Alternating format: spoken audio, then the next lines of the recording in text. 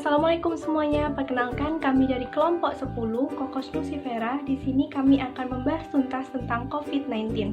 COVID-19 memiliki nama panjang Corona Disease 2019 yang merupakan penyakit yang disebabkan oleh jenis baru yaitu SARS-CoV-2 yang dilaporkan pertama kali di Wuhan, Tiongkok pada tanggal 31 Desember 2019. Dan di Indonesia sendiri, corona ini sudah mulai tersebar pada bulan Maret hingga sampai saat ini. Tercatat pada tanggal 9 Oktober 2020 di hari Jumat, pasien yang positif corona berjumlah 324.658 dan pasien yang sembuh 247.667 dan pasien yang meninggal sebanyak 11.677. Setelah kalian tahu tentang diagnosis COVID, kalian pasti penasaran dong, apa sih gejala fisik yang muncul?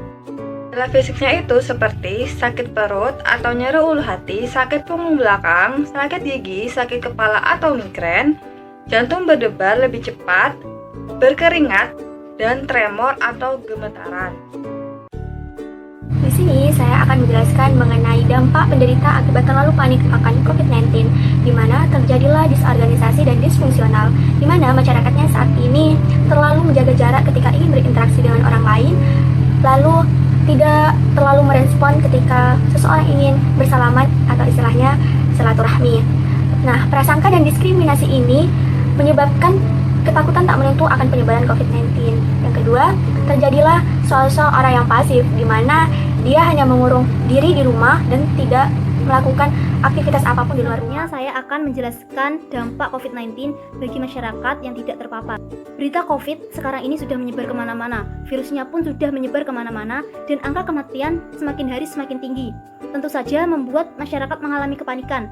Hal ini dapat berdampak pada kesehatan mental mereka, seperti perubahan suasana hati, masalah tidur, fobia, dan lain sebagainya.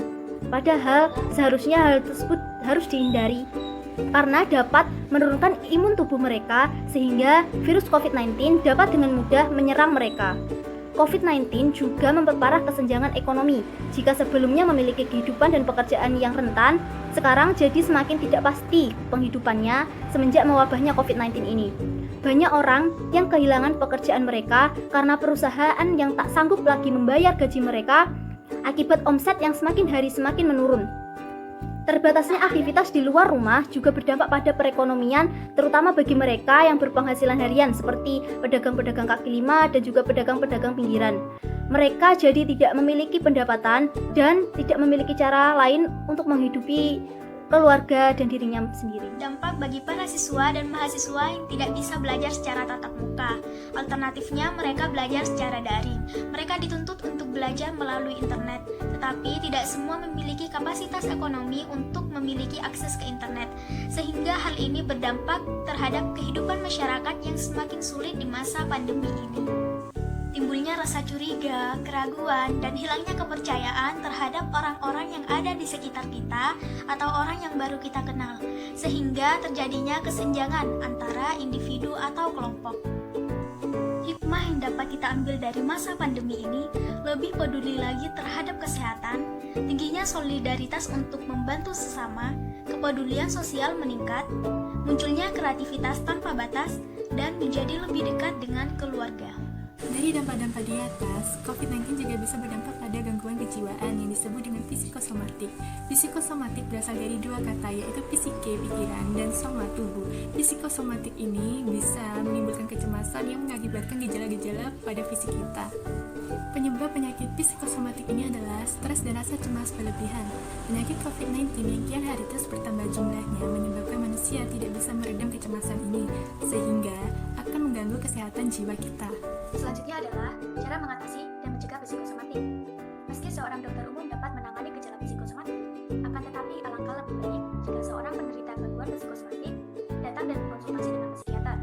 Hal ini dikarenakan pengobatan yang diberikan oleh dokter umum hanya bertujuan untuk mengatasi keluhan fisik yang dirasakan oleh pasien. Sedangkan psikiater akan memberikan pengobatan berdasarkan hasil diagnosa dari berbagai aspek, seperti durasi penyakit, tekanan lingkungan, kepribadian pasien, dan masih banyak lagi. Untuk setiap keluhan fisik yang dirasakan akan ditangani sesuai dengan penyebabnya. Sedangkan untuk keluhan psikologis akan ditangani dengan konseling menyeluruh yang didukung oleh psikoterapi.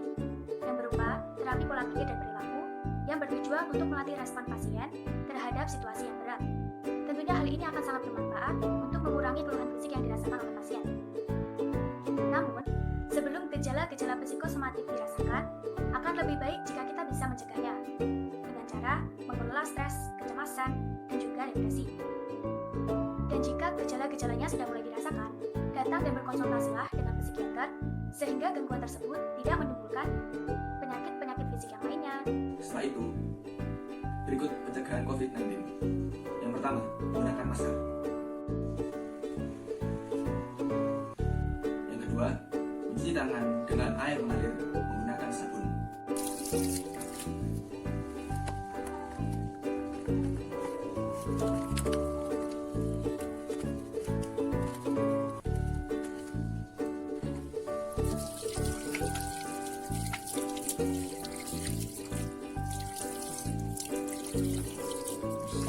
Setelah mencuci tangan, kita menggunakan hand sanitizer.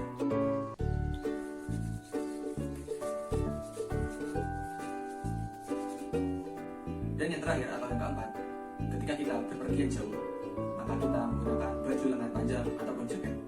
Yang kelima, menjaga jarak aman dengan orang yang bersin minimal 1 meter. Yang keenam, jangan menyentuh mata, hidung, dan mulut Anda ketika setelah berpergian keluar rumah. Yang ketujuh, jangan keluar rumah jika merasa tidak enak badan dan lebih baik beristirahat di rumah selama 14 hari. Yang kedelapan, saat batuk atau bersin, tutupi mulut dan hidung Anda menggunakan lengan Anda atau menggunakan tisu seperti ini. Selanjutnya, saya di sini akan menjelaskan tentang penanganan COVID-19. Mengantisipasi semakin menyebarnya virus corona, pemerintah mengeluarkan sejumlah protokol terhadap penanganan COVID-19. Penanganan yang telah ditetapkan oleh pemerintah ini sesuai dengan standarisasi yang telah ditetapkan oleh WHO. Untuk protokol yang pertama yaitu protokol medis. Jika Anda merasa kurang sehat dan mengalami demam di atas 38 derajat Celcius yang disertai batuk maupun pilek, maka diimbau untuk memeriksakan diri ke fasilitas kesehatan. Gunakanlah masker dan hindari menggunakan transportasi umum. Lalu, tenaga kesehatan akan melakukan tes screening suspek COVID. Jika dinyatakan atau ditemukan kriteria suspek, maka akan dirujuk ke rumah sakit rujukan dan dibawa menggunakan ambulans. Di rumah sakit rujukan itu akan dilakukan pengambilan spesimen untuk dikirim ke Litbangkes. Apabila hasilnya positif, maka dinyatakan sebagai penderita corona. Para pasien corona baru boleh diizinkan untuk pulang apabila mereka telah menjalani isolasi dan hasil dari pemeriksaan 2 kali berturut-turut dinyatakan negatif. Bagi Anda yang merasa sehat namun ada riwayat perjalanan 14 hari yang lalu di negara maupun di wilayah yang terjangkit virus corona, maupun Anda merasa pernah kontak dengan penderita corona, Anda bisa menghubungi Hotline Center di nomor 119 extension 9. Itu mari kita bisa mencegah penularan COVID-19 dengan memperhatikan protokol kesehatan. Ayo kita lawan virus corona.